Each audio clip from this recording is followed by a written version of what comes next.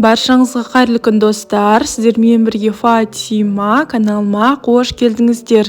Бүгін біз шайға арнап өте дәмді болып шығатын, әрі көп уақыт кетпейтін печеньені сіздермен бірге үй жағдайында жасайтын боламыз. Бұл печеньеміз ортасы жұмсақ, сырты қытырлап өте дәмді болып шығады. Ал ендеше бірге жасауды бастайық. Ең алдымен ыдысымызға 2 жұмыртқамызды әкеп саламыз. Сосын 200 грамм шекерімізді қосамыз және де кішкене тұзымызды қосып, венчиктің көмегімен жақсылап тұрып араластырамыз. Достар, егер печеньелеріңіз орташа тәтті болғанын қаласаңыз, онда 170 грамм шекер қосыңыздар. Жұмыртқа мен шекерімізді осылай жақсылап тұрып араластырып аламыз. Ендігі кезекте бізге керегі 100 грамм сұйық май. Осы 100 грамм сұйық майдың орнына ерітілген 100 грамм сары май қоссаңыздар да болады. Ол өз қалауларыңызда. Сосын 100 грамм айран қосамыз. Бұл жерде менің айраным қолдың айраны, сіздер дүкеннің айранын қоссаңыздар да болады.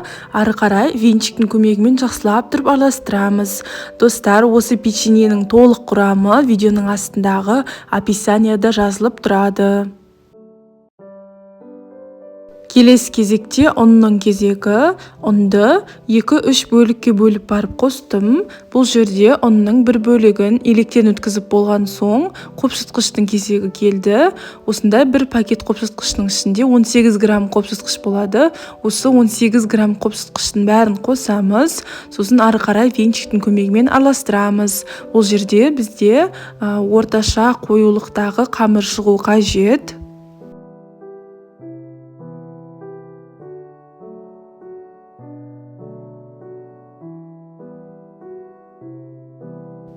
Достар, егер үйлеріңізде пакетиктағы қопсытқыш жоқ болатын болса, онда 3 ас қасық толтырып қопсытқыш қосыңыздар.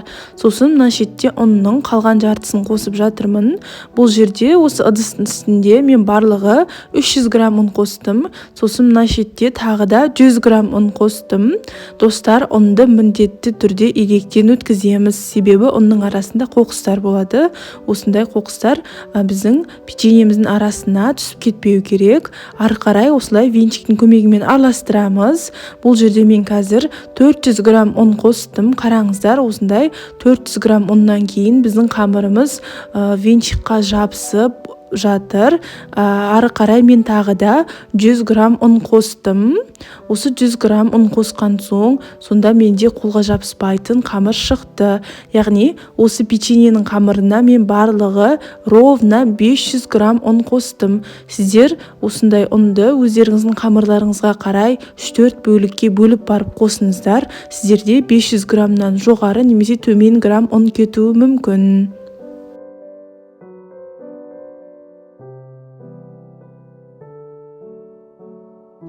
Достар, сіздер осы печеньенің рецептін қай қаладан немесе қай елден көріп жатырсыздар, комментарияға жазып қалдырыңыздар.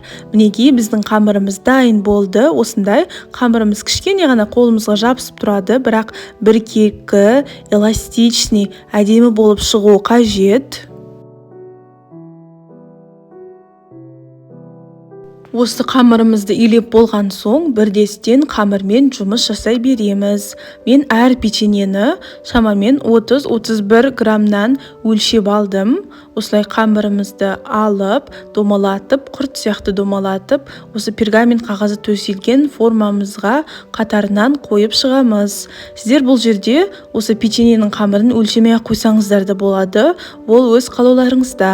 Осы бір қамырдан менде барлығы 33 штук печенье шықты. Бұл жерде мен 30 граммнан жасадым. Егер печеньелеріңіздің дәу болғанын қаласаңыз, 40-45 граммнан жасасаңыздар да болады. Ол өз қалауларыңызда. Және де достар, дәл осы кезде пештеріңізді 180 градусқа қыздырып қойыңыздар. Қамырларымызды домалақтап жатқан кезде қастарыңызға достарыңызды, балаларыңызды немесе жақындарыңызды шақырып бірге жасасаңыздар болады. Өте қызықты сәт. Енді осы Печеньемізді, яғни қамырымыздың бетіне ешқандай жұмыртқа жақпаймыз. Қызып тұрған пеште 180 градуста 20 мен 25 минут аралығында пісіреміз. Достар, әр пеш әр түрлі пісіреді. Мына менің печеньем 20 минуттың ішінде пісіп шықты. Сіздер өздеріңіздің пештеріңізге қарай пісіріңіздер. Печеньелеріңіздің осылай беті қызарып, әдемі болып пісіп шығуы қажет.